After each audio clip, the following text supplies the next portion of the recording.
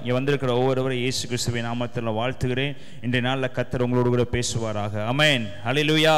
எடுத்து வாசிப்போம். சங்கீதம் 146 அதிகாரம் 5 வசனம். சங்கீதம் 146 5. அதே எரேமியா 17 அதிகாரம் 7 வசனம் எடுத்துக்கொள்ளுங்கள். யாக்கோபின் தேவனை தன் துணையாக கொண்டிருந்து தன் தேவனாகிய கர்த்தர் மேல் நம்பிக்கை வைக்கிற மனிதன் பாக்கியவான். இன்று நாள் நம்ம யார் மேல் நம்பிக்கை வைத்து வந்திருக்கிறோம்? செப்டம்பர் மாதம் நம்ம யாரை நம்பி உட்கார்ந்து இருக்க போகிறோம்? இந்த செப்டம்பர் மாதம் நம்மளுக்கு எப்படி நடக்க போகிறது?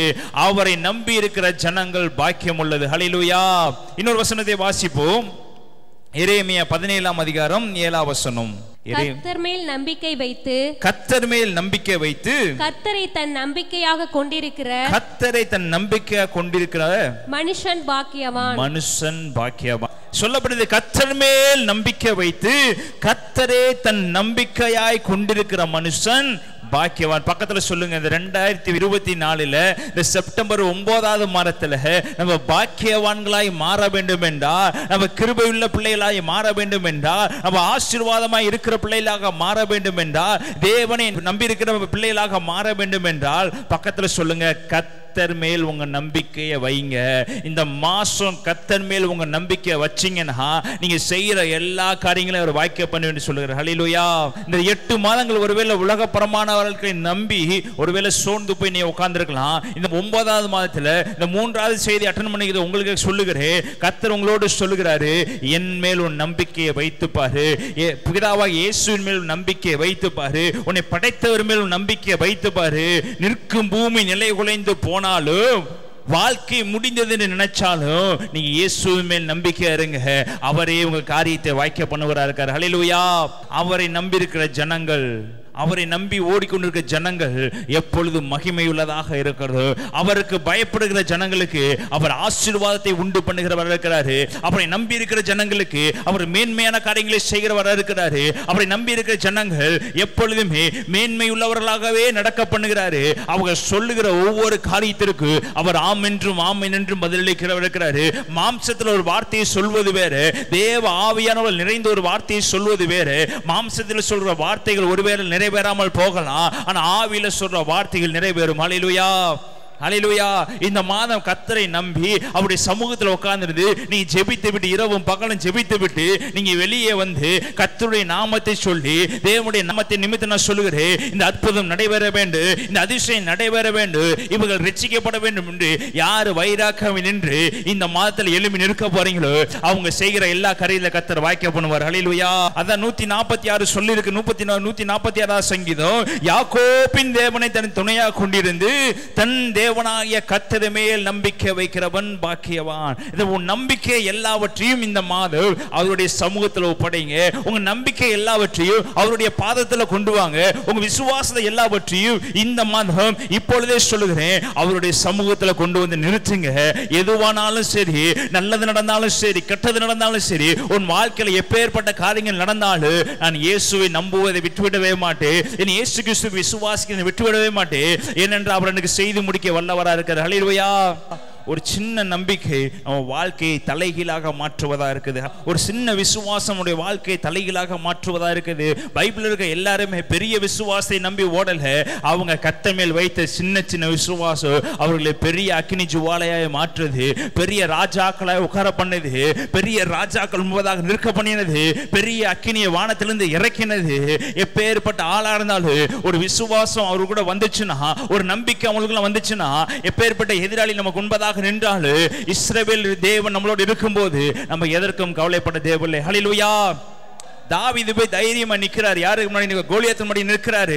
இஸ்ரவேல் நிந்திக்குது, நீ எம்மாத்திரம், என் கூட இருக்கிறவர் ராணுவங்களின் தேவன் என்னோடு கூட இருக்கிறாரு. வயசுல பார்த்தா சின்னவ, முன்னாடி இருக்கிறவன் பராக்கிரமசாலி. அந்த பராக்கிரமசாலியை வீழ்த்துவதற்கு இஸ்ரவேல்ல யாருமே இல்லை. அந்த பராக்கிரமசாலியை வீழ்த்துவதற்கு இந்த இஸ்ரவேல் ஜனல சவுல் இருக்கிறார், ராஜாவா இருக்கிறார், ஒன்று முடியவில்லை. போர்ச்சேவர்கள் இருக்கிறார்கள், ஒன்று சேரவில்லை.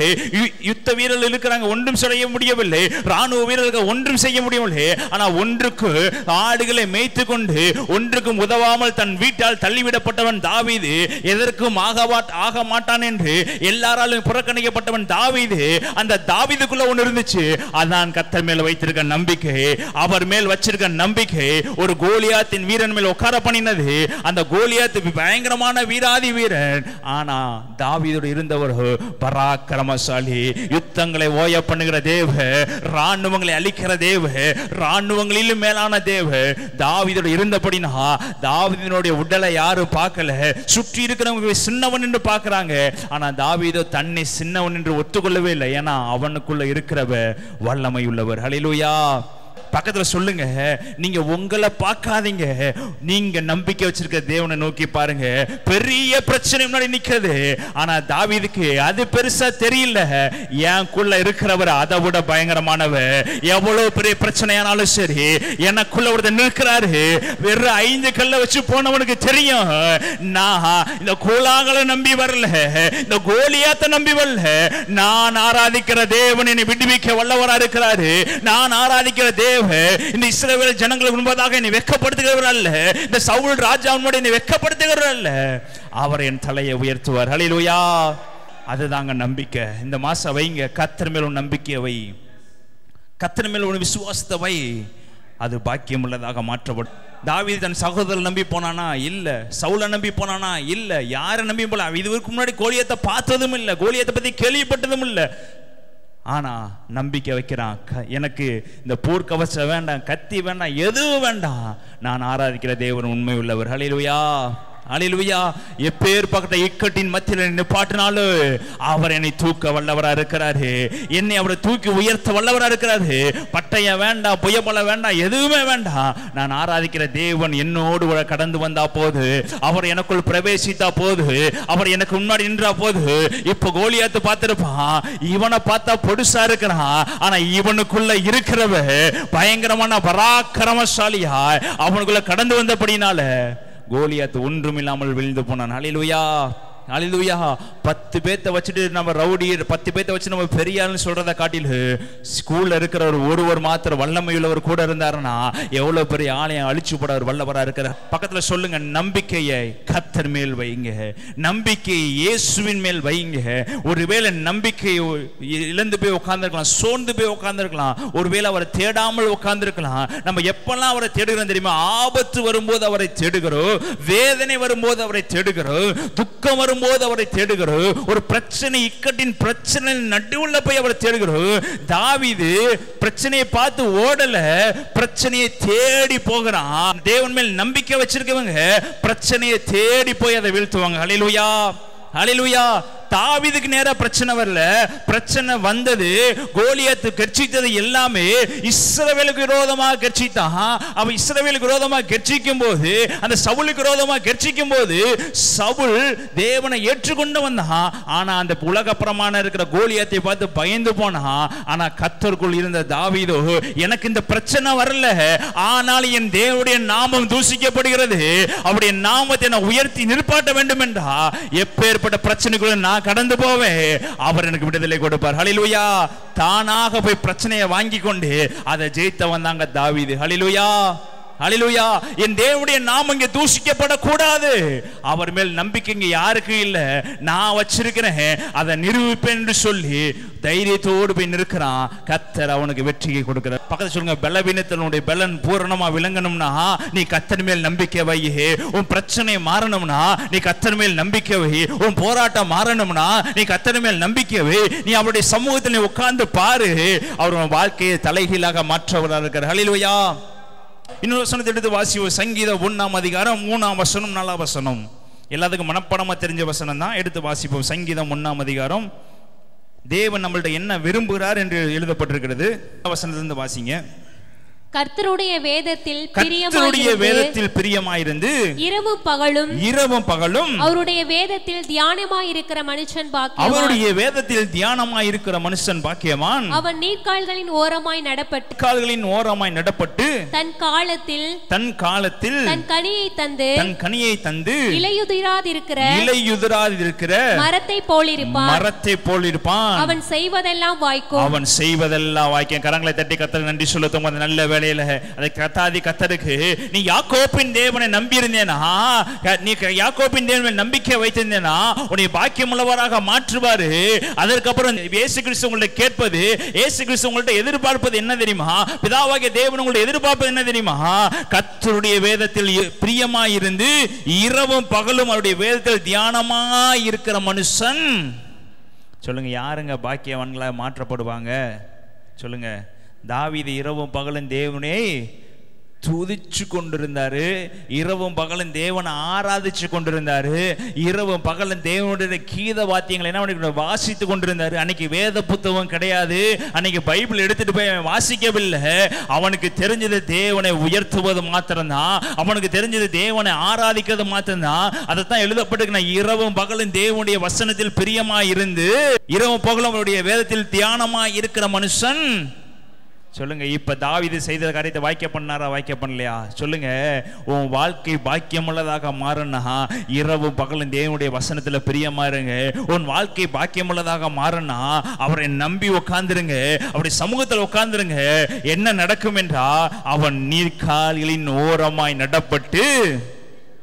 சொல்லுங்க, அவன் நீர்க்காலின் ஓரமாய், பக்கத்துல சொல்லுங்க, நீங்க நீர்க்காலின் ஓரமாய் நடப்பட்டு தன் காலத்தில் தன் கனியை தந்து இளையதா இருக்கிற மகரத்தை போலிருப்பான், அவன் செய்வதெல்லாம் வாய்க்கும். ஹல்லேலூயா. கர்த்தருடைய வேதத்தில் பிரியமாய் இருந்தீங்கன்னா, கர்த்தருடைய சமூகத்தில் உட்கார்ந்தீங்கன்னா, நீங்கள் எந்த இடத்திலும் வலிவு விழுக மாட்டீங்க, நீங்க எந்த இடத்திலும் கடன்பட்டு போக மாட்டீங்க. நீங்க செய்கிற காரியத்தை அவர் வாய்க்க பண்ணுவாரு. எழுதப்பட்டிருக்கிறது, அவன் நீர்க்காலின் ஓரமாய் நடப்பட்டு தன் காலத்தில் தன் கனியை தந்து இலையுதிரா இருக்கிற மரத்தை போடிருப்பான். நீ கர்த்தருடைய சமூகத்தில் உட்கார்ந்திருந்தேனா உன் வாழ்க்கை இலைகள் என்றைக்கும் உதிர்ந்து போவதில்லை. நீ நீர்க்காலின் ஓரமாய் நடப்படுவ.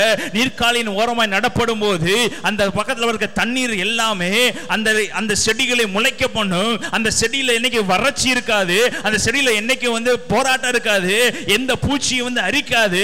ஏன்னா அது நடப்பட்ட இடம் என்னன்னா நீர்க்காலின் ஓரமாய் நடப்பட்ட இடம். அது வனாந்தரத்தில் நடப்பட்ட செடி அல்ல, அது ஓரத்தில் தண்ணீர் பாய்கிற தேசத்தில் நடப்பட்ட செடி. கர்த்தர் அப்படி உங்களை மாற்றுகிறவராக இருக்கிறார். ஹல்லேலூயா, ஹல்லேலூயா. இலை உதிரவே மாட்டீங்க. பக்கத்துல சொல்லுங்க, இலை உதிரவே. மற்ற இடத்துல நட்டு வச்சோம்னா வறட்சி நிமித்தமா இலை உதிர்ந்து போகும். ஆனா நீர்க்காலின் ஓரமாக நடப்பட்டீங்கன்னா உங்கள் இலைகள் அடுத்தது வளர்ந்து கொண்டே இருக்கு. உங்கள் இலைகள் பட்டு போகாது. உங்கள் இலைகள் எப்பொழுதும் பச்சையாவே இருக்கு. அதெல்லாம் எப்ப நடக்கும் என்றா, நீ இரவும் பகலும் கர்த்தரை நம்பி இரவும் பகலுடைய சமூகத்தில் தியானமா இருக்கிற மனுஷன் பாக்கியவான். இப்படி நீங்க இருக்கும்போது, இந்த மாதம் நீ நடக்கும் போது, நீங்க இலையுதிராது இருக்கிற மரத்தை போல நீங்க வளருவீர்கள் என்று கர்த்தர் சொல்கிறாரு. அப்ப அதுக்கப்புறம் எழுதப்பட்டிருக்கிறது, தன் காலத்தில் தனியை தந்து இலையுதிரா இருக்கிற மரத்தை போலிருப்பான். சத்தமா சொல்லுங்க, சத்தமா சொல்லுங்க, சத்தமா சொல்லுங்க. அவன் செய்வதெல்லாம் வாய்க்கு. இன்னைக்கு நீங்க செய்யறதெல்லாம் வாய்த்து கொண்டு இருக்கிறதா? நீ செய்கிற எல்லா காரியம் நடைபெற்று கொண்டிருக்கிறதா?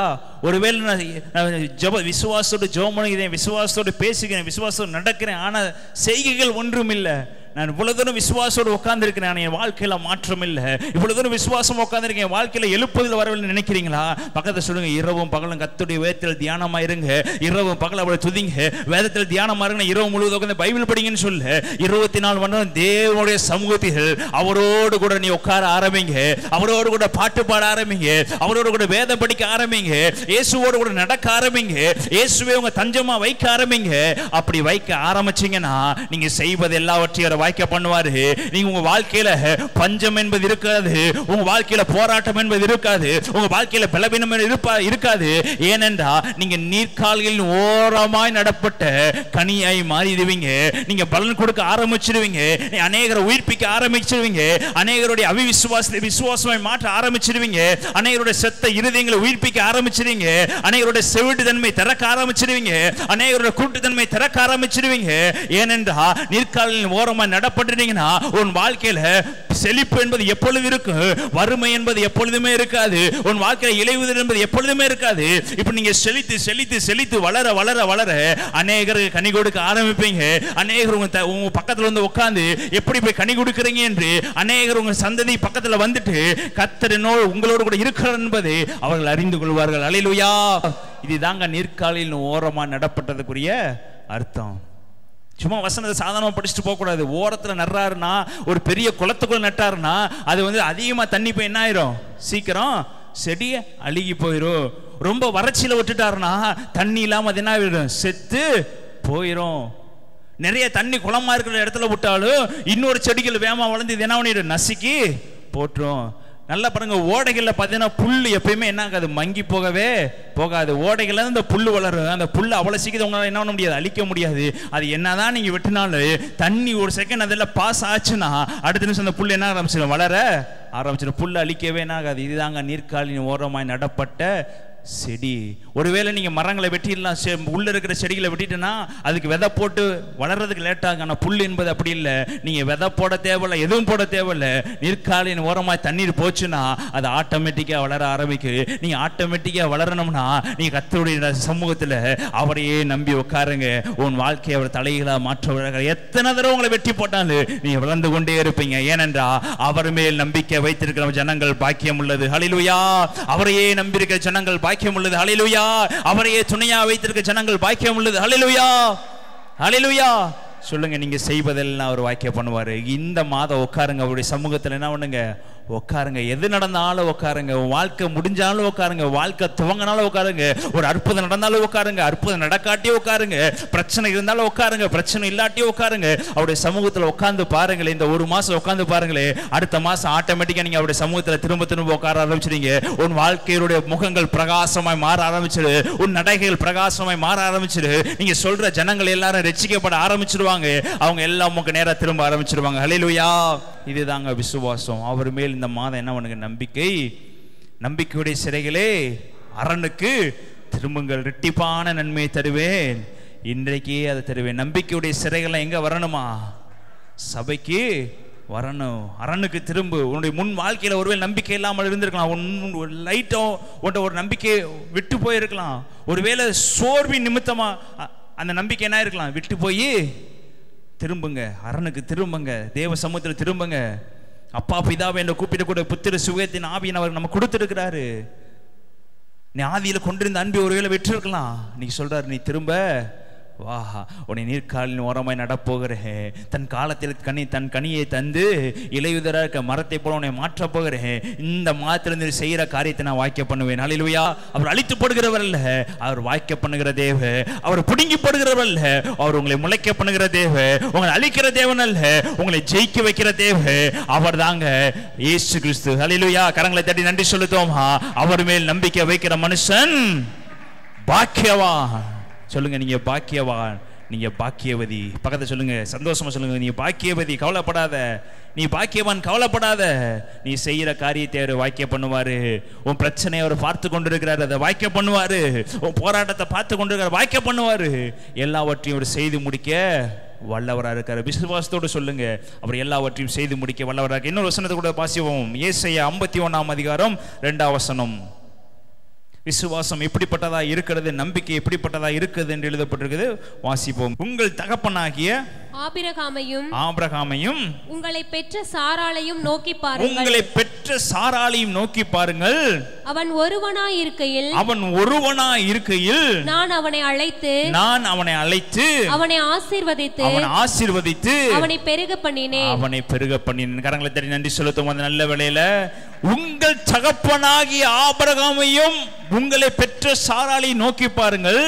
பக்கத்துல சொல்லுங்க, இருவரா இருக்கும் போது அல்ல, மூவரா இருக்கும் போது அல்ல, நால்வரா இருக்கும் போது அல்ல. எழுதப்பட்டிருக்கிறது, அவன் ஒருவனா இருக்கையில் நான் அவனை அழைத்து அவனை ஆசீர்வதித்து அவனை பெருக பண்ணினேன். பக்கத்துல சொல்லுங்க, நீ ஒருவனா உட்கார்ந்து இருக்கிறியா, நீ ஒருவலா உட்கார்ந்து இருக்கிறியா? ஒருவேளை கண்ணீர் வடித்து ஒருவனா நான் முட்டி பார்க்கிறேன், அற்புதம் நடைபெறவில்லை. நான் ஒருவனா உபவாசம் இருந்து பார்க்கிறேன், அற்புதம் நடைபெறல. நான் ஒருவனா எல்லாத்தையும் செய்து பார்க்கிறேன், எதுவும் நடைபெறவில்லை நினைக்கிறியா? ஆபிரகாம் ஒருவனா இருக்கும் போது கர்த்தருடைய வார்த்தை ஆபிரகாமுக்கு உண்டானது. அந்த வார்த்தையை நம்பி ஆபிரகாம் கடந்து போனாரு. இன்னைக்கு நாங்க யாருடைய பிள்ளைகளா இருக்கிறோம்? உங்கள் தகப்பனாகிய ஆபிரகாமையும் உங்கள் தாயாகிய சாராளையும் நோக்கி பாருங்கள். அப்போ ஒருவன் விசுவாசித்தான், ஒருவன் பிதாவாகிய தேவனை நம்புனா இன்னைக்கு அவருடைய ஜனங்களாக இருக்க நம்ம எல்லாரும் அவருடைய சமூகத்தை உட்கார பண்ணிருக்காரு. ஹல்லேலூயா, ஹல்லேலூயா.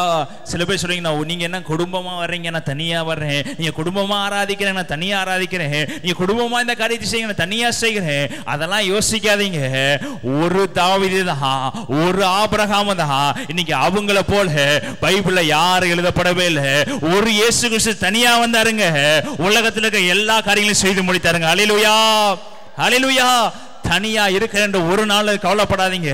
உனக்குள் இருக்கிறவர் மிகவும் பெரியவர், உனக்குள் இருக்கிறவர் அற்புதம் செய்கிறவர். நீங்க தனியா நினைச்சீங்கன்னா உங்களுக்குள்ளதாங்க அவர் இருக்கிறாரு. நீங்க 2 பேரா இருக்கிறீங்க. தாவீது அதை உணர்ந்தாரு. ஆபிரகாம் சொல்றாரு, என்னை அழைச்சிட்டீங்களா, அந்த சத்தம் எனக்கு வந்துருச்சு. அப்ப நான் எத்தனை ஆள் 2 ஆளா மாறிட்டேன். எனக்கு மனைவி பிள்ளைகள் அதெல்லாம் பின்னாடி வரட்டும். நீங்க சொன்னீங்க.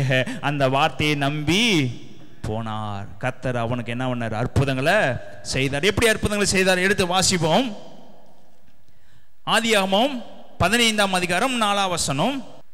அப்பொழுது கர்த்தருடைய வார்த்தை அவனுக்கு உண்டாகி, இவன் உனக்கு சுதந்திரவாளி அல்ல, உன் கற்பப்புறமாய் இருப்பவனே உனக்கு சுதந்திரவாளி ஆனவன் என்று சொல்லி அவர் அவனை வெளியே அழைத்து, நீ வானத்தை அண்ணாந்து பார், நட்சத்திரங்களை எண்ண கூடுமானால் அவைகளை எண்ணு என்று சொல்லி பின்பு அவனை நோக்கி, உன் சந்ததி இவ்வனமா இருக்கும் என்றார். அடுத்த வசனம் எல்லாம் சேர்ந்து வாசிங்க. அவன் கர்த்தரை விசுவாசித்தான், அதை அவர் அவனுக்கு நீதியாக எண்ணினார். இங்க ஆல்ரெடி ஆபிரகாமுக்கு ஒரு குழந்தை இருக்கிறது. அது யாருன்னா இஸ்மவேல். ஆனா பிதாவாகிய தேவன் திரும்பவும் வார்த்தை நிமித்தமா பேசுகிறாரு, சத்தத்தோடு பேசுகிறாரு. இவன் உனக்கு சுதந்திரவாளி அல்ல, நீ வானத்தை என்ன பாரு, அண்ணாந்து பாரு. அவர் அவனை வெளியே அழைத்து, நீ வானத்தை அண்ணாந்து பார், நட்சத்திரங்களை என்ன கூடுமானால், உன்னால் கூடுமானால் அவைகளை எண்ணு என்று சொல்லி பின்பு அவனை நோக்கி, உன் சந்ததி இவ்வளவா இருக்கும் என்று சொன்னார். இப்ப யோசிச்சு பாருங்க, இவன் உனக்கு மகன் அல்ல, இவன் உனக்கு சுதந்திரவாளி அல்ல. நீ வெளியே போய் வானத்தை பாரு, நீ வெளியே போய் பூமியை பாரு, நீ வெளியே போய் நட்சத்திரத்தை பாரு, இவைகளை நீ என்ன கூடுமானால் எண்ணி பாரு. இப்படியா இவன் சந்ததியை பெருக பண்ணுவேன் என்று சொல்றாரு. அப்பொழுது அவனுக்கு ஒரு சந்ததி உண்டாகவில்லை, அப்பொழுது அவனுக்கு ஈசாக்கு பிறக்கவில்லை. ஆனால் ஆபிரகாம் கர்த்தரை விசுவாசித்தான், அதை அவர் அவனுக்கு நீதியாக எண்ணினார். இதுதாங்க நம்பிக்கை. எதுவுமே இல்லை சொல்றாரு. இது குழந்தை இஸ்மவேல் இருக்கிறான், இவன் தான் என் சந்ததி நினைக்கிறான். இல்ல இல்ல, உன்னுடைய நினைப்பு இது போதும் நினைக்கிற, இதுவும் சந்ததி அல்ல. வெளியே வந்து பாரு, நீ போதும் என்று நினைக்கிற, இதுதான் என் வாழ்க்கை நினைக்கிற, இதுதான் எனக்கு கிடைச்சதுன்னு நினைக்கிற, இதுவே போதும், இதுதான் எனக்கு கிடைச்சிருக்கு, என்ன பண்ணுவது என்று நினைக்கிற. அவர் சொல்றாரு, இல்ல இல்ல இல்ல, இது ஒரு சாம்பிள் தான், இது ஒரு நிரந்தரம் அல்ல. நீ வெளியே வா மகளே, நீ போதும் சொன்னாலும் நான் அள்ளி கொடுக்கிறவரா இருக்கிறேன். நீ போதும் என்கிற மனதோடு இருக்கிற கூடிய பக்தியே மிகுந்த ஆதாம் எழுதப்பட்டிருக்கிறது. ஆபிரகாமுக்கு அவர் அப்படி சொல்லல. நீ போதும்னு சொல்லாத, நீ என்னை நம்பி மட்டும் இரு, நீ என் மேல் நம்பிக்கை மட்டும் வச்சிரு. வெளியே போய் மணலை பாரு, வெளியே போய் கடற்கரையை பாரு, வெளியே போய் வானத்தை பாரு, வானத்தினுடைய நட்சத்திரங்களை என்ன கூடுமானால் என்ன, அவ்வளத்தனையா அவனை என்ன பண்ணுவேன், பெருக பண்ணுவேன்னு சொல்லும் போது அடுத்த நிமிஷம் அந்த ஆசீர்வாதத்தை பெற்றுக்கொள்வது நம்மள்ட்ட என்ன வேணும்? நம்பிக்கை வேண்டும், விசுவாசம் வேணும். இது இருந்தாச்சா அதை பாக்கியம் உள்ளதாக ஒரு மாற்றுவார். நடக்கவே இல்லை, பார்க்கவே இல்லை, காதுல மட்டும்தான் என்ன பண்றாரு, கேட்கிறாரு. இந்த வசனத்தை வார்த்தையை நீங்க காதுல மட்டும்தான் என்ன பண்ணிருக்கீங்க, கேட்டுக்கொண்டு இருக்கிறீங்க. அதை நம்பினீங்கன்னா, அதை விசுவாசிங்கன்னா, நீங்க செய்வது எல்லாவற்றையும் கர்த்தர் வாய்க்க பண்ணுவார். அதுதாங்க உங்களை ஊன்ற கற்றுறதா இருக்கு, அதுதாங்க உங்களை எழுப்புறதா இருக்கு. ஒரு நம்பிக்கை, சின்ன நம்பிக்கை தான். அவர் சொல்லிட்டாரு, சரி சொல்றவர் சொல்லிட்டு தான் இருக்கிற, சொல்லட்டும் அப்படின்னு சொல்லிட்டு கேட்டுட்டு ஒதுங்கி போல, ஒவ்வொரு வார்த்தையும் ஆபிரகாம் கவனமாக கவனமாக கவனமாக நம்பி நம்பி விசுவாசி நடக்க ஆரம்பிச்சான். கர்த்தர் அதை அவனுக்கு நீதியாக எண்ணினார். ஹல்லேலூயா, ஹல்லேலூயா. இங்க ஆபிரகாம் சாரால் இருக்கிறாங்களா? இல்ல, ஒருவன் தான். ஒருவனாய் கர்த்தரை நோக்கி பார்த்தான், ஒருவனாய் கர்த்தரை நோக்கி வினாவினான், ஒருவனாய் கர்த்தரை நோக்கி விசுவாசித்தான். அது நிமித்தமாக அந்த சந்ததி முழுவதும் கர்த்தர் ஆசீர்வதித்தார். ஹல்லேலூயா, ஹல்லேலூயா. இது மட்டுமா நடந்தது? எடுத்து வாசிப்போம். அதே ஆதியாகமம் 22ஆம் அதிகாரம் 2ஆம் வசனம். இப்படி நடந்து கொண்டு இருக்கும்போது என்ன நடக்கிறது? ஆதியாகமம் 22ஆம் அதிகாரம் 2ஆம் வசனம் எடுத்துக்கொள்ளட்டும். ஆதியாகமம் 22:2. அப்பொழுது அவர் உன் புத்திரனும் உன் ஏகசுதனும் உன் நேசகுமாரனுமாகிய ஈசாக்கை நீ இப்பொழுது அழைத்துக் கொண்டு மோரியா தேசத்துக்கு போய் அங்கே நான் உனக்கு குறிக்கும் மலைகள் ஒன்றின் மேல் அவனை தகன பலியாக பலியிடு என்றார். இப்போ சொல்றாரு, வானத்தை பாரு, வானத்தினுடைய நட்சத்திரங்கள் அளவுக்கு என்ன கூடுமானால் எண்ணிப்பாரு, உன் சந்ததியை பெருக பண்ணுவேன்னு சொல்றாரு. இந்த பெருக பண்ண இன்பிட்வீன் கேப்ல என்ன இருந்துச்சு? ஈசாக்கை கர்த்தர் என்ன பண்ணிட்டாரு? ஆபிரகாமுக்கு கொடுத்துட்டாரு. அவர் சொன்ன வாக்குத்தத்தத்தை ஆபிரகாமுக்கு என்ன பண்ணிட்டாரு? நிறைவேற்ற. நிறைய சாப்டர் பெருசு, அதனால தான் உங்களுக்கு ஷார்ட்டா சொல்றேன், உங்களுக்கு எல்லாம் தெரியும். விசுவாசித்தான், அவர் நீதியாக எண்ணினாரு. நீதியா எண்ணின கொஞ்ச நாள்லயே ஈசாக்கை கர்த்தர் ஆபிரகாமுக்கு என்ன பண்ணிட்டாரு? கொடுத்துட்டாரு. கொடுத்த அடுத்த கொஞ்ச நாள்லயே அந்த ஈசாக்கை என்ன பண்றாரு? நீ எனக்காக தகன பலியாக பலியிடு.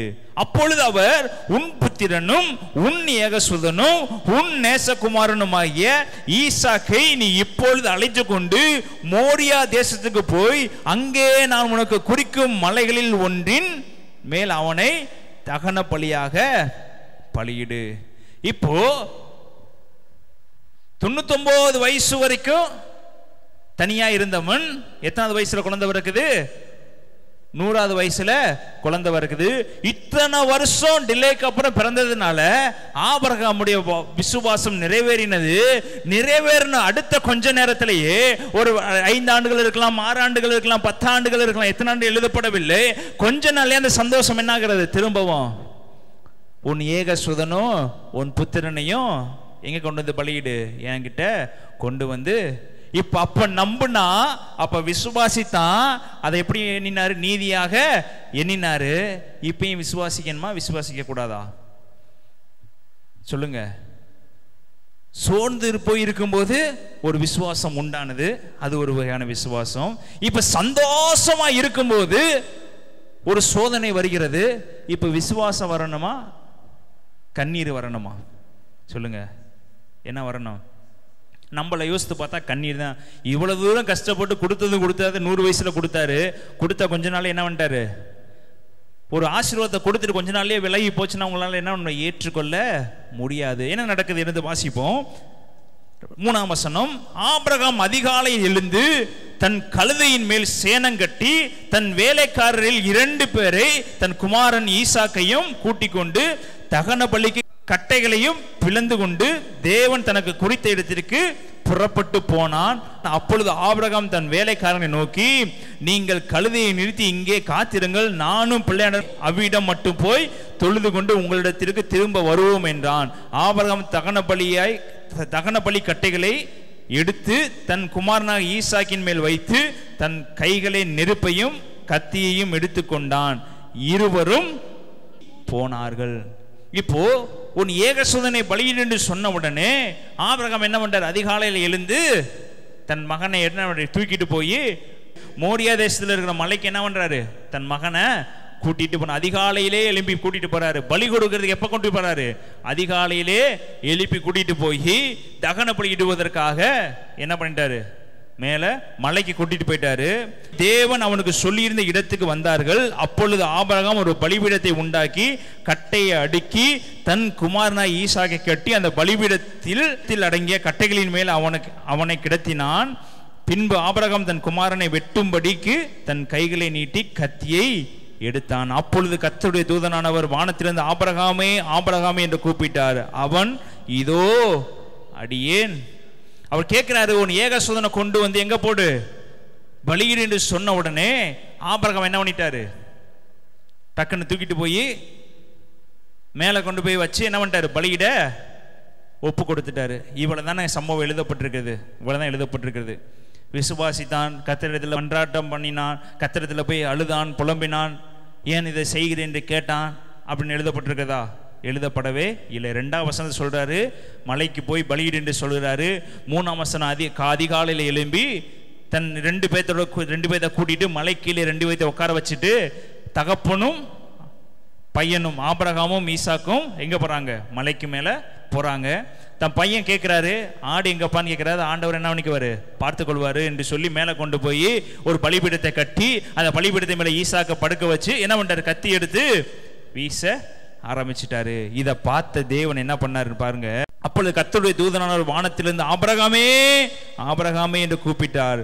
அவன் இதோ அடியேன் என்றான். அப்பொழுது அவர், பிள்ளையாண்டான் மேல் உன் கையை போடாதே, அவனுக்கு ஒன்றும் செய்யாதே, நீ அவனை உன் புத்திரன் என்றும் உன் ஏகசுதன் என்று பாராமல் எனக்காக ஒப்பு கொடுத்தபடினால் நீ தேவனுக்கு பயப்படுகிறவன் என்று இப்பொழுது அறிந்திருக்கிறேன் என்றார். இப்ப ஆபிரகாமுக்கு என்ன வந்திருக்கும்னா, இன்னைக்கு ஒருவேளை நம்ம சோதனைக்குள்ள உட்கார்ந்து இருக்கலாம், இப்படி கொடுத்துட்டு வாங்கிட்டாருன்னு சோதனைக்குள்ள உட்கார்ந்து இருக்கலாம். ஆனா ஆபிரகாமுக்கு என்ன இருந்திருக்கும்னா, கொடுத்தது அவரு. யோபு என்ன சொன்னார்னா, கர்த்தர் கொடுத்தார், கர்த்தர் எடுத்தார், கர்த்தருடைய நாமத்துக்கு ஸ்தோத்திரம். ஆபிரகாமுக்கு என்ன தோணி இருக்கும்னா, இவ்வளவு நாள் கழிச்சு அவர் தாங்க கொடுத்தாரு, இப்ப அவர் கேட்கிறாரு, நான் கொடுத்தேன்னா அவர் எனக்கு திரும்பவும் இரட்டத்தனையா கொடுக்க வல்லவரா இருக்கிறாரு. அவர் நம்பிதானே இவ்வளவு தூரம் வந்திருக்கிறேன், அவர் நம்பிதான் இவ்வளவு தூரம் கடந்து வந்திருக்கிறேன், அவர் நம்பிதான் இவ்வளவு தூரம் ஓடி இருக்கிறேன், அவர் சொன்னனாலதான் இன்னைக்கு நான் ராஜாவாய் உட்கார்ந்து இருக்கிறேன், அவர் சொன்னனாலதான் அவர் என்னை பெருக பண்ணிருக்கிறாரு, அவருடைய வார்த்தை நம்பி வந்தனாலதான் நான் சிறியவனாய் வந்தேன். ஒரு ஜாதியை கொடுத்தாரு, அந்த ஜாதியை மாத்திரம் கொடுக்கல, எனக்கு பின்னாடி பெரிய சேவகர்களை கொடுத்தாரு, எனக்கு பின்னாடி பெரிய படைபலத்தை கொடுத்தாரு. இவ்வளவு எங்க வந்துச்சுன்னா, அந்த ஒரு வார்த்தையை நம்பி போன ஒரு வார்த்தைக்கு இவ்வளவு காரியத்தை செய்தார்னா, இப்ப இதை நம்பி நான் செஞ்சேன்னா அவர் இதை காட்டில எனக்கு பெரியதான் செய்ய வல்லவரா இருக்கிறாரு. ஒவ்வொரு காரியத்தை அவரை நம்பி நான் செய்ய ஆரம்பிச்சேன்னா அவர் எனக்கு சின்னதல்ல, அவர் பெரியவையிலேயே கொடுக்க வல்லவராக. ஹல்லேலூயா. ஆபிரகாம் இந்த எண்ணம் இருந்ததுனால தான் ஆபிரகாம் தைரியமா கொண்டு போய் தூக்கி என்ன பண்ணாரு? பலிபீடத்தின் மேல போட்டார். இது எங்க எழுதப்பட்டிருக்கு? எடுத்து வாசிப்போம். எபிரேயர் 11ஆம் அதிகாரம் 17ஆம் வசனத்தை வாசிங்க.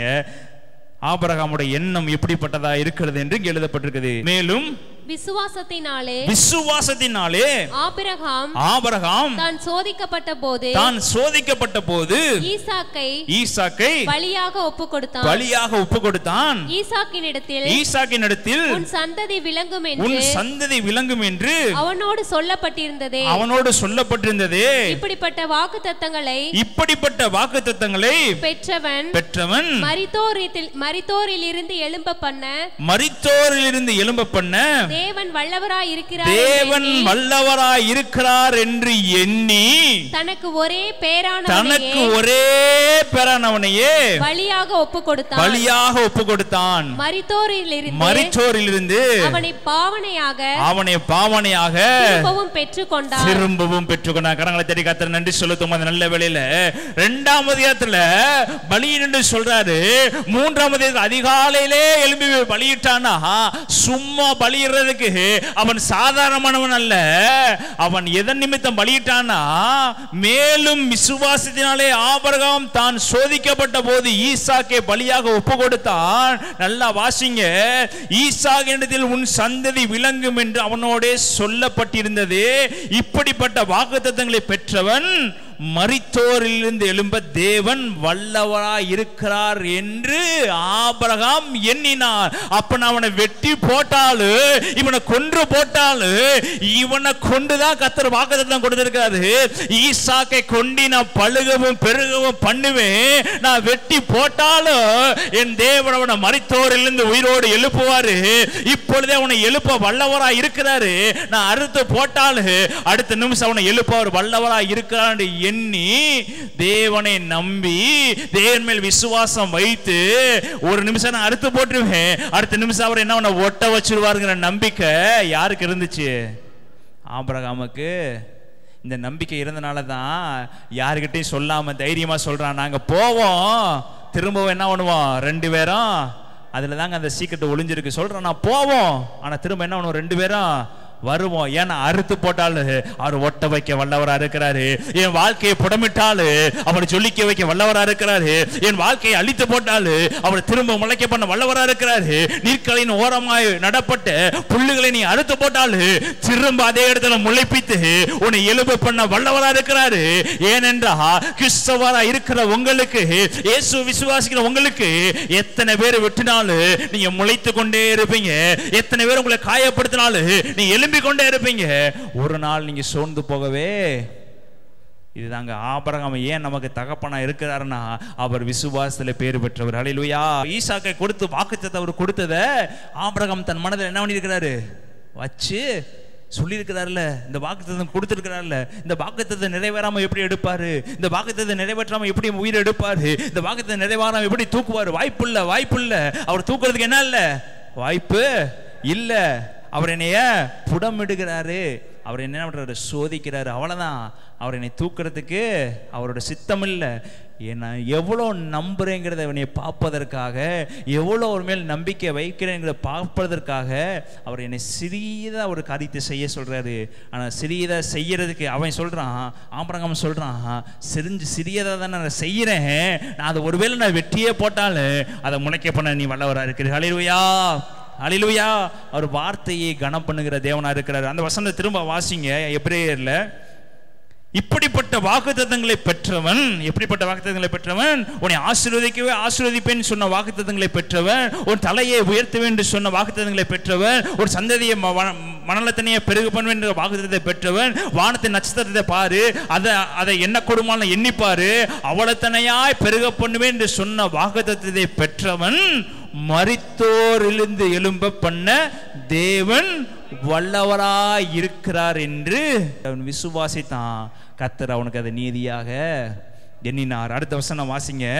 தனக்கு ஒரே பேரானவனையே பலியாக ஒப்பு கொடுத்தான், மரித்தோரிலிருந்து அவனை பாவனையாக திரும்பவும் திரும்பவும் திரும்பவும்.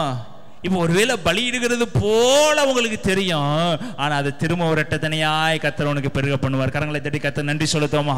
இதுதாங்க கர்த்தர் மேல் வைத்திருக்கிற நம்பிக்கை, இதுதாங்க கர்த்தர் மேல் வைத்திருக்கிற பற்றுதல், இதுதாங்க கர்த்தர் மேல் நம்பிக்கை வைக்கிற மனுஷன் பாக்கியவா. இப்போ எழுத சொல்லுங்க, ஆபிரகாம் இரவும் பகலும் கர்த்தருடைய வேதத்தில் பிரியமா இருந்து தன் காலத்தில் தன் கனியை தந்து இலையுதலாக இருக்கிற மரத்தை போலிருந்தான். அதனால் அவன் செய்த எல்லா காரியங்களையும் கர்த்தர் வாய்க்க பண்ணினார். ஹல்லேலூயா, ஹல்லேலூயா. அவன் விசுவாசித்ததை கர்த்தர் அவன் வாய்க்க பண்ணினாரு. நீங்க செத்தாலும் உயிரோடு எழுப்புவேன்னு விசுவாசித்தா, இவ்வளவு வாக்குத்தத்தம் கொடுத்தவர் நீ அழிக்க மாட்டீர் என்று விசுவாசித்தா. இதனால தன் ஒரே பேரான குமாரனை தகன பலியாக சொல்லுங்க. இந்த விசுவாசம் இருந்துச்சுன்னா நீ எதை வேணாலும் இழந்து போக நீங்க தைரியமா இருப்பீங்க.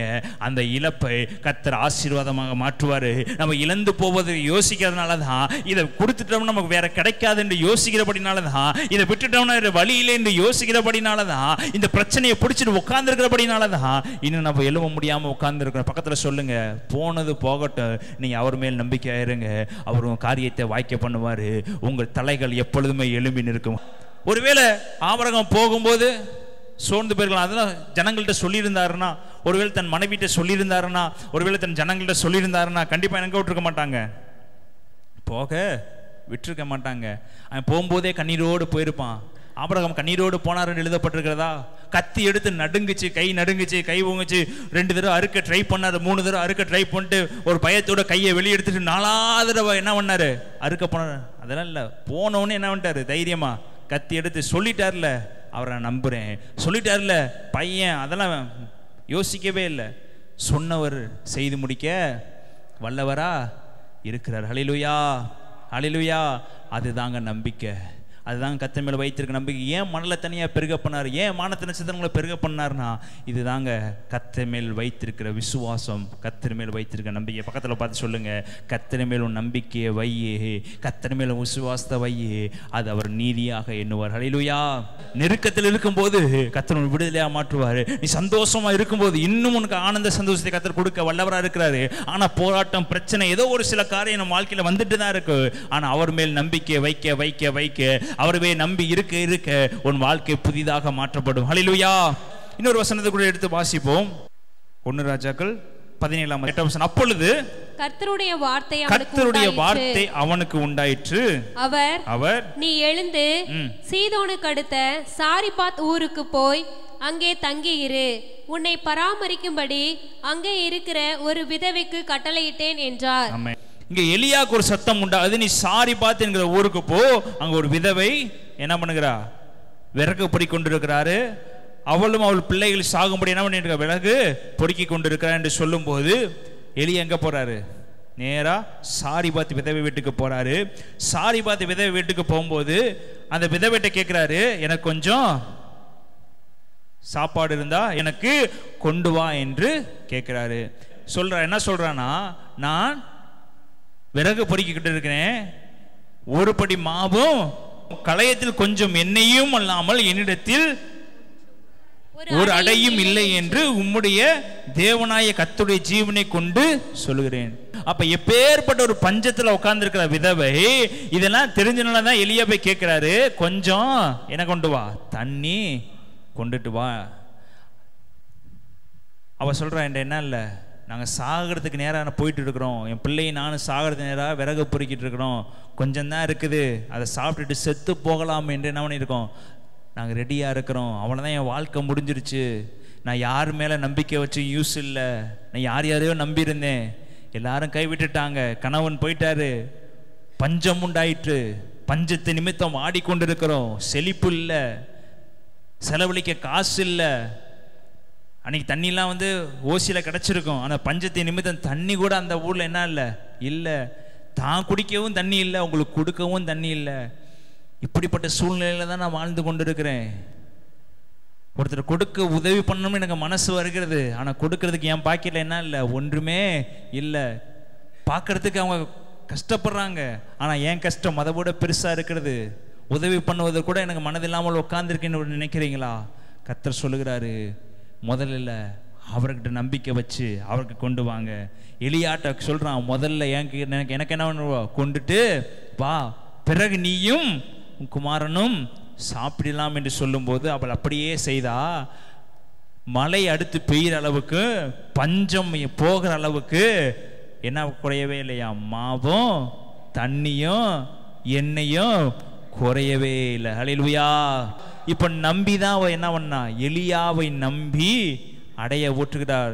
கொஞ்சம் இருக்குது, அதை சாப்பிட்டு சாகணும். எப்பயுமே யோசித்து பாருங்க, தாய் இல்லாட்டியும் தாய்மார்கள் யாரு கொடுப்பாங்க சொல்லுங்க, தான் இல்லாட்டியும் தான் பிள்ளைக்கு கொடுப்பாங்க. ஆனா இவனுடைய வார்த்தையை நம்பி முதலாவது தன் பிள்ளைய பார்க்காம ஊழியக்காரனு கொண்டு போய் கொடுக்கிறா. தான் பிள்ளைய பார்க்காம போய் இந்த ஒரு இடம் தான் இருக்குது, சாக போன முடிவு பண்ணியாச்சு, இந்த மனுஷனாவது சாப்பிட்டுட்டு போட்டோம், நம்ம செத்தரலாம், இந்த மனுஷன் தேவனுடைய ஊழியக்காரன் நம்ம கொடுத்துதான் பார்ப்போமே என்று தன்னுடைய மாவையும் எண்ணெயும் என்ன பண்ணா, சுட்டு கொடுத்தா. கொடுக்க கொடுக்க மாவு பெருகினது, கொடுக்க கொடுக்க எண்ணெய் பெருகினது. இவள் மாத்திரம் திருப்தியாகவில்லை, இவன் வீட்டார் அனைவரும் சாப்பிட்டார்கள். எழுதப்பட்டிருக்கிற வசனங்கள், அவள் போய் எலியாவின் சொற்படி செய்தால் அவளும் இவனும் அவள் மகன் எழுதப்படல, அவள் வீட்டாரும் அநேக நாள் சாப்பிட்டார்கள். இப்போ கண்ணீர் வடிக்கும் போது தாயும் மகனும் மாத்திரம்தான், சாகலாம் என்று முடிவெடுத்தது தாயும் மகனும் மாத்திரம்தான். ஆனா ஆசீர்வாதம் யாருக்கு சேர்ந்து கடந்து போகிறது, தன் வீட்டார் அனைவரும் சாப்பிட்டு திருப்தி அடைந்தார்கள். ஹல்லேலூயா, ஹல்லேலூயா. இப்ப பக்கத்துல பாத்து, நீங்க நம்பிக்கை வச்சீங்கன்னா உன் குடும்பம் முழுவதும் சாப்பிடும், நீங்க நம்பிக்கை வச்சீங்கன்னா உன் தேசம் முழுவதும் சாப்பிடும். ஆனா மரணம் அடைய வேண்டும் நினைச்சது 2 பேரு தான், சாக வேண்டும் என்று நினைச்சது 2 பேரு தான். ஆனா ஆசீர்வாதம் மகனை கூட எழுதப்படவில்லை, அவர் வீட்டார் அனைவரும் சாப்பிட்டு திருப்தி அடைந்தார். ஹல்லேலூயா, ஹல்லேலூயா. இது மாத்திரமே நடந்தது. அடுத்த வசனம் வாசி. இவைகளை நடந்த பின்பு வீட்டுக்காரியாகி அந்த ஸ்திரீயின் மகன் வியாதியில் விழுந்தான். அவனுடைய சுவாசம் போகும் மட்டும் அவனுடைய வியாதி அதிகரித்து கொண்டே இருந்தது.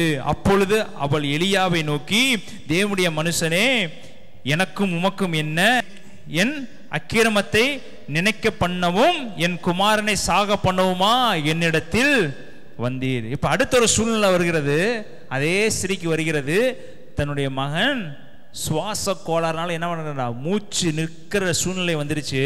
இப்போ எலியாட்ட வர்றா. எலியாட்ட வந்து சொல்கிறா, நாங்கள் சாகிறதுக்கா இங்கே சாக போகிற இருக்க சூழ்நிலை தாங்க ஆசீர்வாதம் உண்டாச்சு. சாக போகிறவர்களுக்கு நேராக தான் ஆசீர்வாதத்தை கர்த்தர் கடந்து வர பண்ணினாரு. ஆனால் சூழ்நிலை மாறுது பாருங்க. நம்முடைய வாய் தாங்க, முன்னாடி பேசின அதே வாய் தான் இப்போ எப்படி பேசுகிறது? முன்னாடி ஆசீர்வாதத்தை பெற்றுக்கொண்ட அதே வாய் தான் அப்பொழுது சாகரே என்று முடிவு பண்ணவங்க. அப்படி இருந்தாலும் தன் மகன் என்ன பண்ணியிருப்பான், செத்து தான் போயிருப்பான். அப்போ ஏற்றுக்கொள்ள முடிஞ்ச தாய்க்கு இப்போ என்ன பண்ண முடியவில்லை, ஏற்றுக்கொள்ள முடியவில்லை. எலியாட்ட வந்து கேட்குறா, நீங்கள் நான் என் பிள்ளை சாகிறதுக்காக என் வீட்டுக்கு வந்த, என் பிள்ளை சாகிற சூழ்நிலை இருக்குது, இதுதாங்க நாங்கள் பண்ணுற தப்பு. சில நேரங்களில் தேவனை நல்லா மகிமைப்படுத்துவோம், அவரை கொடுக்கும் போதெல்லாம் மகிமைப்படுத்துவோம். ஏதோ ஒரு சின்ன போராட்டம் வந்துச்சுன்னா அப்படியே அவரை தூர விட்டுட்டு எங்கேயாவது என்ன பண்ணிடுவோம், போயிடுவோம். நீ ஆவியில் கொண்டிருந்த அன்பை விட்டு விட்டார். ஆனால் ஆபிரகாம் அப்படி இல்லை. எது நடந்தாலும் தன் மகனை பலியாக ஒப்பு கொடுத்தாரு. இப்போ இந்த இவளுக்கு தெரிஞ்சிருக்கணும், இவன் சாக போற சூழ்நிலை இருக்கிறது என்பதாக. வியாதியா இருக்கும்போது எலியாட்ட ஓடி போய் வியாதியா இருக்கிறான் சுகமாக்கும் என்றா எலியா சுகமாக்க வல்லவரா இருக்கிறாரு. ஆனா காலம் கடந்ததுக்கு அப்புறம் முடிஞ்ச போற டயத்துல போய் உட்காந்து என்ன பண்றது, அழுகிறது. இரவும் பகலும் தேட வேண்டிய இடத்துல தேடாம, இரவும் பகலும் ஆராதிக்க வேண்டிய இடத்துல ஆராதிக்காம, இரவும் பகலும் துதிக்க வேண்டிய இடத்துல துதிக்காம, ஆசீர்வாதத்தை பெற்றுக்கொள்ள வேண்டிய இடத்துல பெற்றுக்கொள்ளாம நல்லா சுத்திட்டு முடிய போற நேரத்துல போய் என்ன பண்றது, அவருடைய சட்டையை பிடிச்சு உழுப்புறது. வெளியே என்ன சொல்கிறாரு, அதற்கு அவன், உன் குமாரன் என்னிடத்தில் தா என்று சொல்லி அவனை அவள் மடியிலிருந்து எடுத்து தான் தங்கியிருந்த மேல் வீட்டிலே அவனை கொண்டு போய் தன் கட்டில் மேல் வைத்து, என் தேவனாய கர்த்தாவே, நான் தங்கியிருக்க இடம் கொடுத்த இந்த விதவையின் மகனை சாக பண்ணினதினால் அவளுக்கு துக்கத்தை வருவித்தீரோ என்று கர்த்தரை நோக்கி கூப்பிட்டு அந்த பிள்ளையின் மேல் 3 தரம் குப்புற விழுந்து, என் தேவனாய கர்த்தாவே, இந்த பிள்ளையின் ஆத்மாவை அவனுக்குள் திரும்ப வரப்பண்ணும் என்று கர்த்தரை நோக்கி விண்ணப்பம் பண்ணினான். கர்த்தர் எலியாவின் சத்தத்தை கேட்டார். பிள்ளையாண்டானுடைய ஆத்மா அவனுக்குள் திரும்ப வந்தது, அவன் பிழைத்தான். அப்பொழுது எலியா பிள்ளையை எடுத்து மேல் வீட்டிலிருந்து அவனை கீழ் வீட்டிற்குள் கொண்டு வந்து அவனை அவன் தாயினிடத்தில் கொடுத்து, பார், உன் பிள்ளை உயிரோடு இருக்கிறான் என்று சொன்னான். அப்பொழுது அந்த ஸ்திரீ எலியாவை நோக்கி, நீ தேவனுடைய மனுஷன் என்றும் உம்முடைய வாயிலிருந்து பிறக்கும் கர்த்தருடைய வார்த்தை உண்மை என்றும் இதனால் இப்பொழுது. இப்ப நம்பிக்கை எப்ப வருது? ஏற்கனவே மரணத்துக்குள்ள போனீங்க, கர்த்தர் உயிரோடு எழுப்பினாரு, உனக்கு குறைவில்லாமல் பாதுகாத்தாரு. மரணம் நேரிடுறதுக்கு முன்பதாக அவனை சின்ன வியாதியா இருக்கும்போதே தேவ சமூகத்தில் உட்காந்து ஒப்புரவு ஆக்கியிருக்கலாம். எலியாட்ட கொண்டு வந்து பலவீனமா இருக்கேன் என்று சொல்லியிருக்கலாம். அப்பொழுது என்ன பண்ணவில்லை, சொல்லாம இறந்ததுக்கு அப்புறம் எலியாட்ட ஓடி போய், ஏன் வீட்டுக்கு வந்தீங்க, எனக்கு ஏன் சுவிசேஷம் சொன்னீங்க, எனக்கு எதுக்கு அற்புதத்தை செஞ்சீங்க, என்னை எதுக்கு பெயர் சொல்லி அழைச்சிங்க, நான் ஒருவேளை விட்டிருந்தா நான் அப்பயே செத்துருப்பேனே, விட்டிருந்தா நான் பாவத்தில் விழுந்திருப்பேனே, விட்டிருந்தா பழைய வாழ்க்கையை வாழ்ந்திருப்பேனே, விட்டிருந்தா நான் ஆகா ஓகோ என்று வாழ்ந்திருப்பேனே, என்னை பிடிச்சு கொண்டு வந்து இந்த நிலைமைக்கு என்னை கொண்டு வந்து இங்க உட்கார வச்சிருக்கீங்கன்னு ஒரு சூழ்நிலை தான் யாருக்கு வந்துச்சு, விதவைக்கு. இது மாதிரி தான் நம்ம இன்று பேசி கொண்டு இருக்கிறோம். நான் ஒருவேளை பிரஜாதியா இருந்திருக்கலாம், ஒருவேளை உலகப்பரமான இருந்திருந்தா இன்றைக்கு வேட்டு விட்டு என்ன பண்ணியிருப்பேன், ஆடி இருப்பேன், பாடி இருப்பேன், குதிச்சிருப்பேன். உலகத்தில் இருக்கிறவனுக்கெல்லாம் காசு நல்லா கிடைக்குது, எவ்வளவோ சம்பாதிக்கணுமோ அவ்வளவோ சம்பாதிக்கிறாங்க, எவ்வளவோ எடுக்கணுமோ அவ்வளவோ எடுப்பாங்க. கவலையே இல்லாமல் என்ன பண்ணிட்டு இருக்காங்க, வாழ்ந்துட்டு. ஏன் என் வீட்டுக்கு வந்தீங்க, அன்னைக்கு நான் கஷ்டப்பட்டேன், வந்தீங்க, அப்படியே விட்டுருந்தா என்ன பண்ணியிருப்பேன், போயிருந்திருப்பேன். எனக்கு ஆசீர்வாதத்தை கொடுத்தீங்க, நம்ப வச்சிங்க, நம்ப வச்சதுக்கப்புறம் திரும்ப அந்த நம்பிக்கை என்ன பண்ணிட்டீங்க, பிடுங்கி போட்டுட்டீங்கன்னு ஒரு கலக்கம் விதவைக்கு இருந்தது. அந்த கலக்கத்தை எலியா சந்தோஷமாய் மாற்றினார். ஹல்லேலூயா. செத்துருச்சா, தூக்கிட்டு வா, அதை நான் உயிர்ப்பிக்க வல்லவரா இருக்கிறேன். நீ நம்பிக்கை மாத்திரம் வச்சிரு, முடிந்தது என்று நினைக்காத, முடிந்த இடத்துல துவக்கத்தை உண்டு பண்ணுகிறார் இருக்கிறாரு. அவனுக்கு எப்ப விசுவாசம் வந்தா அப்பொழுது அந்த ஸ்திரீ, 24ஆம் வசனம், அப்பொழுது அந்த ஸ்திரீ எலியாவை நோக்கி, நீ தேவனுடைய மனுஷன் என்றும் உம்முடைய வாயிலிருந்து பிறக்கும் கர்த்தருடைய வார்த்தை உண்மை என்றும் இதனால் இப்பொழுதுதான் அவன் மண்டையில உரைக்குது. பிரச்சனை நடந்தாலும், போராட்டம் நடந்தாலும், நன்மை நடந்தாலும், தீமை நடந்தாலும், கர்த்தருடைய வார்த்தையை நம்பி இருக்கும் போது, கர்த்தருடைய ஊழியக்காரனை நம்பி இருக்கும் போது, கர்த்தருடைய வார்த்தையை நோக்கி பார்க்கும் போது, எதுவானாலும் அது மாற்றி போட வல்லவரா இருக்கிறாரு. நீ தேவனுடைய மகன் தான் என்று, நீ சொல்ற வார்த்தை தேவனுடைய வார்த்தை தான் என்று இப்ப நம்பிக்கை விதவைக்கு வருகிறது. ஹல்லேலூயா. தேவனுடைய சமூகத்துல முடியும் போது போய் உட்காராதீங்க. தேவனுடைய சமூகத்துல இரவும் பகலும் உட்காருங்க. அவர் செய்யற காரியம் பயங்கரமா இருக்கும். ஹல்லேலூயா, ஹல்லேலூயா. அவளை நம்பி உட்காருங்க, கர்த்தருடைய நாமத்தை நம்பி உட்காருங்க. முடியும் போது பார்க்காதீங்க. இதே எழுதப்பட்டிருக்குது ஏசாயா 38ஆம் அதிகாரம் எழுதப்பட்டிருக்கு. எடுத்து வாசிப்போம். இங்க ஒரு ராஜா இருக்கிறாரு. ஏசாயா 38ஆம் அதிகாரம். இந்த சூழ்நிலையில தான் நம்ம தேவனை தேடிக்கொண்டிருக்கிறோம். 1ஆம் வசனம். அந்நாட்களில் எசேக்கியா வியாதிப்பட்டு மரணத்துக்கு ஏதுவா இருந்தான். அப்பொழுது ஆமோத்சின் குமாரனாகிய ஏசாயா என்னும் தீர்க்கதரிசி அவனிடத்தில் வந்து அவனை நோக்கி, நீர் உமது வீட்டு காரியத்தை ஒழுங்குபடுத்தும், நீர் பிழைக்க மாட்டீர், மரித்து போவீர் என்று கர்த்தர் சொல்லுகிறார் என்றார். அப்பொழுது எசேக்கியா தன் முகத்தை சுவர்புறமாக திருப்பிக் கொண்டு கர்த்தரை நோக்கி, ஆ கர்த்தாவே, நான் உமக்கு முன்பாக உண்மையும் மன உத்தமுமாய் நடந்து உமது பார்வைக்கு நலமானதை செய்தேன் என்பதை நினைத்தருளும் என்று விண்ணப்பம் பண்ணி எசேக்கியா மிகவும் அழுதான். நீ போய் எசேக்கியாவை நோக்கி, உன் தகப்பனாகிய தாவீதின் தேவனாயிருக்கிற கர்த்தர் சொல்கிறது என்னவென்றால், உன் விண்ணப்பத்தை கேட்டேன், உன் கண்ணீரை கண்டேன், இதோ உன் நாட்களோடே 15 வருஷத்தை கூட்டுவேன். எழுதப்பட்டிருக்கிறது 38ஆம் 1ஆம் வசனம். அந்நாட்களில் எசேக்கியா வியாதிப்பட்டு மரணத்துக்கு ஏதுவாய் இருந்தான். மரணத்துக்கு ஏதுவாய் இருந்தான்.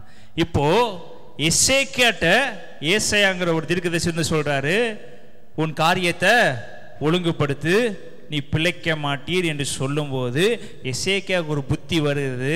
அந்த புத்தி தெளிந்தவன் என்ன பண்ணுகிறான்னா, நேர சோர்வமாய் திரும்பி, நான் உனக்கு முன்பாக உண்மையாகவும் உத்தமமாகவும் மன உறுதியாகவும் நடந்து கொண்டேன் என்பதை நினைத்தல். கர்த்தாவே, நான் உனக்கு முன்பாக உண்மையும் மன உத்தமமாய் நடந்து உன் பார்வைக்கு நலமானதை செய்தேன் என்பதை நினைத்தலும் என்று விண்ணப்பம் பண்ணி எசேக்கியா இந்த காரியத்தை எசேக்கியா எப்போ பண்ணியிருக்கணும்? கர்த்தருடைய பார்வைக்கு நலமானதை செஞ்சிருக்கிறாரு, கர்த்தருடைய பார்வைக்கு உண்மையா நடந்திருக்கிறாரு, கர்த்தருடைய பார்வைக்கு எல்லா காரியத்தையும் நன்மையா செஞ்சிருக்கிறாரு. ஆனா மரணம் என்ற ஒரு சூழ்நிலை வரும்போது ஒருத்தர் வந்து சொல்றாரு, உனக்கு மரணம் நடைபெறும் என்று சொன்ன உடனே எசேக்கியா சோர்வமாய் திரும்பி இந்த தேவனை நோக்கி விண்ணப்பம் பண்ணி அழுதான். நான் கேட்கிறேன், கர்த்தருடைய வார்த்தைக்கு நேர்மையாக நடந்தவன், கர்த்தருடைய வார்த்தைக்கு வலப்புறம் இடப்புறம் சாயாமல் நடந்தவன், கர்த்தருடைய வார்த்தை மனநோகாமல் நடந்து கொண்டவன், கர்த்தருடையவே உங்களுக்கு முன்பாக உண்மையும் மன உத்தமமாய் நடந்து உங்களுடைய பார்வைக்கு நலமானதை செய்தேன் என்னை நினைத்தலும், அப்ப எல்லா காரியங்களும் கர்த்தருக்கு நன்மையானதை செய்தவன் வியாதியா இருக்கும்போது கர்த்தரை நோக்கி பார்க்க மறந்து போயிட்டான். பிரச்சனை வரும்போது கர்த்தரை பார்க்க மறந்து போயிட்டான். மரண கண்ணி வரும்போது கர்த்தரை நோக்கி பார்க்க மறந்து போயிட்டான். இந்த சூழ்நிலையில் ஒருவேளை நீங்க உட்கார்ந்து இருந்தீங்கன்னா, நீங்க உங்களை பார்த்து தான் பேசிட்டு இருக்கேன், நீங்க கர்த்தரை நோக்கி பாரு. ஹல்லேலூயா, ஹல்லேலூயா, ஹல்லேலூயா. வீட்டுக்காரங்களை ஒழுங்குபடுத்து என்று சொல்லும் போது எசேக்கியாவுக்கு ஒரு பயம் உண்டானது. உன் வீட்டுக்காரங்களை ஒழுங்குபடுத்து, நீ மரித்து போயிருவி, உன் வாழ்க்கை இன்றோடு முடிந்தது என்று சொல்லும் போது எசேக்கியாவுக்கு ஒரு பயம் உண்டானது. அவ்வளவுதான், என் வாழ்க்கை முடிஞ்சிருச்சா, இனி என்னால் எழும்ப முடியாதா, இனி நான் ராஜ்யபாரம் பண்ண முடியாதா, இனி நான் கர்த்தருக்கு உண்பதாக இதெல்லாம் செஞ்சு நீ எல்லாம் வேணா செய்ய, முடிவு வந்துருச்சு, ஆனா உன் வாழ்க்கை இதோட முடிஞ்சிருச்சு, அவ்வளவுதான் என்று சொல்லும் போது எசேக்கியாவுக்கு ஒரு பயம். நம்புறான், இப்ப கர்த்தரை நம்புறான், நான் உமக்கு முன்பதாக அதை பண்ணேன், நமக்கு முன்பாக இதை பண்ணேன் என்பது ஒரு விஷயம் நினைத்தலும் என்று சொல்லி வேண்டுதல் செய்தான். கர்த்தர் அவன் கண்ணீரை என்ன பண்ணாரு, கண்டாரு. இது எப்ப பண்ணிருக்கணும்? வியாதி வரும்போதே, ஒரு அடி வாங்கும் போதே பண்ணியிருந்தேனா, நீ மரணத்துக்கு ஏதுவான நோய்க்கு நீ போயிருக்க வேண்டிய தேவையில்லை, நீ மரணத்துக்கு ஏதுவாக போய் உட்கார்ந்துருக்க தேவையில்லை. நம்ம கூப்பிடும் போது கூப்பிடாம முடியும் போது அவருடைய சமூகத்தில் உட்காந்து மண்டிட்டோம்னா கடைசியில் என்னதான் நடக்கும்? எசேக்கியாவுக்கு கூட்டி கொடுத்தாரு, நமக்கு கூட்டி கொடுப்பாரா, நம்மளை மன்னிப்பாரா, நம்மளை ஏற்றுக்கொள்வாரான்னு நமக்கு யாருக்குமே என்னாகாது. ஆனால் எசேக்கியாவுக்கு சொல்லப்பட்டது, நீ மரணத்துக்கு ஏதுவா இருக்கிற, உன் வீட்டுக்காரங்களை ஒழுங்குபடுதுன்னு சொல்ல ஒரு தீர்க்கதரிசி வந்தாரு. இன்னைக்கு நம்மளுடைய பிரச்சனை சொல்வதற்கு ஒரு தீர்க்கதரிசி வந்திருக்கிறாரா? உன் மரண நாளை நியமிக்க ஏதாவது தீர்க்கதரிசி வந்திருக்கிறாரா? அப்படிப்பட்ட தீர்க்கதரிசி இதுவரை என்னால் மரணத்தை நியமிக்க தீர்க்கதரிசி வரல ஏசாயா போல. ஆனால் எசேக்கியாவுக்கு இப்போதான் புத்தி வருது. அவ்வளோதான், என் வாழ்க்கை முடிஞ்சிச்சுன்னு சொல்லும்போது தேவனுடைய சமூகத்தில் என்ன பண்ணுறாரு, ஏசாயா பார்த்து உட்காரல, ஏசாயாட்ட பேசி யூஸ் இல்லை, நியமிச்சவரை நோக்கி பார்த்தாதான் என் வாழ்க்கைக்கு விடிவு உண்டாக, என் மரணத்தை முன்குறித்தவரை நோக்கி பார்த்தாதான் அதிலிருந்து நான் விடுதலை பெற்றுக்கொள்ள வேண்டும் என்று, பெற்றுக்கொள்ள முடியும் என்று சோர்வமாய் திரும்பி கர்த்தர் மேல் தன் நம்பிக்கையை வைத்து, கர்த்தர் மேல் நம்முடைய விசுவாசத்தை வைத்து, கர்த்தர் மேலுடைய தன்னுடைய எல்லா காரியங்களை வச்சு, நான் உனக்கு முன்பதாக உண்மையாக நடந்து கொண்டேனே, ஒரு விஷயம் நினைத்தேன் என்று சொல்லி அழுதான். கர்த்தர் அவனுக்கு அதை நீதியாக எண்ணினாரு. அதே ஏசாயாட்ட சொல்றாரு, போ சொல்லு, அவனுடைய வேண்டுதலை கேட்டேன், அவன் கண்ணீரை கண்டேன், 15 வருஷம் என்ன பண்ணியிருக்கேன், கூட்டி கொடுத்துருக்கேன். அப்ப நம்பிக்கை எப்போ வைக்கணும் பாருங்க. இதே இசைக்கையா முன்னாடி என்ன பண்ணியிருக்கலாம், மரணத்துக்கு எதுவாக இருக்கும்போதே என்ன பண்ணியிருக்கலாம், அவன் நினைச்சிருப்பான் நம்ம சுகமாகிருவோம், நம்மளா எழும்பிக்குவோம், அடுத்து நம்மளா நாளைக்கு ஜோம் பண்ணிக்குவோம், நாளான்னைக்கு நம்ம என்ன பண்ணிக்குவோம், இதை பண்ணிக்குவோம், அதை பண்ணிக்குவோம்னு சொல்லி இன்னும் ஒரு மாதம் நம்ம இந்த வாழ்க்கை வாழ்ந்துக்கலாம். ஒரு மாதத்துக்கு அப்புறம் ஒரு சமூகத்தில் முழங்கல் படிட்டு நம்ம துதிச்சவங்க நடந்தணும். நான் கொஞ்சம் ரிவர்ஸில் இருக்கிறீங்க, கொஞ்சம் ரிவர்ஸில் இருக்கனால கொஞ்சம் ஒரு வாரம் கழிச்சு நான் சபைக்கு வர்றீங்க, ஒரு 2 வாரம் கழிச்சு சபைக்கு வர்றீங்க, இன்னைக்கு நான் ஆயத்தமாக இல்லை, அதனால நான் நாளைக்கு நான் வராமல் இருந்துட்டு நான் அடுத்த வாரம் பார்த்துக்கிறேன்னு சொல்லும் போது தான் ஏசாயா உள்ள வந்துட்டாரு. உனக்கு என்ன சொல்லி முடிஞ்சிருச்சு அப்படின்னு சொல்லும்போது எசேக்கியா அவளை ஏற்றுக்கொள்ள முடியவில்லை. நாளைக்கு நான் வியாதி இருந்து வந்துருவேனே நினைச்சேன், எனக்கு மொத்தமாவே முடிவு பண்ண என்ன ஏசாயா வந்துட்டாரு, இதுக்கப்புறம் வழியே இல்லை என்று சொல்லி கர்த்தருடைய சமூகத்தில் உட்கார ஆரம்பிச்சாரு. அவருக்கு ஒரு ஏசாயா இருந்தார், ஆனால் உங்களுக்கும் எனக்கு ஒரு ஏசாயா இல்லை பிரியமானவர்களே. நாளைக்கு என்று இருக்காத, நாளானைக்கு என்று இருக்காத, நீ பலவீனமா இருந்தாலும் சரி, நீ பைபிள் படிக்காம இருந்தாலும் சரி, நீ பாவம் பண்ணாலும் சரி, நீ எப்பேற்பட்ட சூழ்நிலை இருந்தாலும் சரி, இன்று ஒப்பு கொடுத்து இப்பொழுதே மனம் திரும்பி இப்பொழுதே தேவனுடைய சமூகத்தில் உட்கார்ந்து நீ ஜெபம் பண்ண ஆரம்பிச்சேனா, அவருடைய சமூகத்தில் உட்கார்ந்து விசுவாசிக்க ஆரம்பிச்சேனா, அவரை நம்ப ஆரம்பிச்சேனா, உன் தலையை அவர் உயர்த்த வல்லவராக. ஹல்லேலூயா, ஹல்லேலூயா, ஹல்லேலூயா. மரணம் வரும்போது நம்ம அவரை கூப்பிட வேண்டிய அவசியம் இல்லைங்க பிரியமானவர்களே. பிரச்சனை வரும்போது அவரை கூப்பிட வேண்டிய அவசியம் இல்லை, போராட்டம் வரும்போது அவரை கூப்பிட வேண்டிய அவசியம் இல்லை. பைபிள் எழுதப்படும், உனக்கு விரோதமாக உருவாக்கப்படும் எந்த ஆயுதமும் வாய்க்காதே போகும். உனக்கு விரோதமாக ஒரு ஆயுதமும் என்ன பண்ண முடியாது, எழுந்து நிற்க முடியாது, வாய்க்காதே போகும். உனக்கு விரோதமாக உருவாக்கப்படும் எதுவும் வாய்க்காதே போகணும்னா நீ இரவும் பகலும் என் மேல நம்பிக்கை இரு, நீ இரவும் பகலும் என்னையே நீ நம்பிரு, இரவும் பகலும் என்னை துதிக்க ஆரம்பி, எல்லா சூழ்நிலையும் என்னை நம்பி இருக்க ஆரம்பி, உன் காரியத்தை நான் வாய்க்க பண்ணுவேன். ஹல்லேலூயா. நாகமான் குஷ்டரோகி ஒருத்தர் இருந்தாங்க. அதை நீ வாசித்து பார்த்தீங்கன்னா அந்த இதுல ஒரு வேலைக்கார ஸ்திரீ, அவள் ஒரு சிறு பிள்ளை, அவள் சிறைப்பட்டு வந்தவள், நாகமான் வீட்டில் வேலை செய்கிறவள், நாகமானுடைய மனைவிக்கு என்ன பண்ணுகிறாள், பணிவிடை செய்கிறவள், ஒரு சிறு பிள்ளை. தன்னுடைய எஜமானன் குஷ்டரோகமாக இருக்கிறதை பார்த்த அவள் வந்தது சிறைப்பட்டு வந்தவள். சிறைப்பட்டு வந்தவளுக்கு சிறைப்பட்டு வந்த ராஜா, அவருடைய ராஜாவா இருக்கிறவர் குஷ்டரோகமாக இருக்கிறதை பார்த்து இவரால் ஏற்றுக்கொள்ள முடியவில்லையா. வந்தது அடிமைத்தனம், வந்தது சிறைப்பட்டது. இந்த இடத்துலையும் தான் எஜமான், நம்மளை ஆளுகிற எஜமான் கை குஷ்டரோகமா இருக்கிறது, அதை யாரால ஏற்றுக்கொள்ள முடியவில்லை சொல்லுங்க. உங்க எதிரி உங்களை நெருக்க நெருக்க உங்க எதிரியை பார்த்து நீங்க சந்தோஷப்படுவீங்களா, இல்லை அந்த எதிரியை போட்டுத்தலன்னு நினைப்பீங்களா? இன்றைய நாள்ல இருந்து இவன் இப்படி இருக்க, ஆண்டவரே அவனை அடிச்சே ஆகணும், ஆண்டவரே அவனை கொல்லுங்க, ஒட்டைக்கிறேன்னு சொல்லி நம்ம அப்படிதான் ஜெபம் பண்ணிட்டு இருக்கிறோம். ஆனால் அந்த சிறு பிள்ளை அப்படி இல்லைங்க. அந்த சிறு பிள்ளை என்ன சொன்னார்னா, அந்த எஜமானுடைய மனைவியை பார்த்து, எலிசான்னு ஒரு தீர்க்கதரிசி இருக்கிறாரு, ராஜாவை அங்கே போக சொல்லுங்க, அங்கே போனாருன்னா குஷ்டரோகம் மாறும், சிறு பிள்ளைய போல கை மாறும் என்று சொன்ன உடனே நாகமான், இவரு அடிமை பெண் சொன்னான்னு நினைக்கல. அடிமை பெண்ணு சொல்றதை நம்ம கேட்கணுமா? இவ ஒருவேளை நம்ம அடிமை பண்ண வந்தாலும் நம்ம விழுக்காட்டுறதுக்கு ஏதாவது சொல்லலாம், அப்படி சொல்லலாம் இப்படி சொல்லலாம், அதான் நினைக்காம அப்படியா போன நடக்குமா, நான் போய் என்ன பண்ணுகிறேன் பார்க்குறேன்னு சொல்லி ஓலை எடுத்துட்டு போறாரு. அங்கே போய் எலிசாட்ட கேட்குறாரு, நீ 7 தடவை போய் நதியில் முக்கு எலும்பு, உன்னுடைய பலவீனம் மாறு என்று சொல்லும்போது அவன் முக்கு எலும்பும் போது 7 தடவை சாஷ்டாங்கமாக தண்ணிக்குள்ளே உட்காந்து எந்திரிக்கும் போது அவனுடைய கை சிறு பிள்ளையே போலானது. ஹல்லேலூயா, ஹல்லேலூயா, ஹல்லேலூயா. இப்ப சிறைப்பட்டு போனவள்,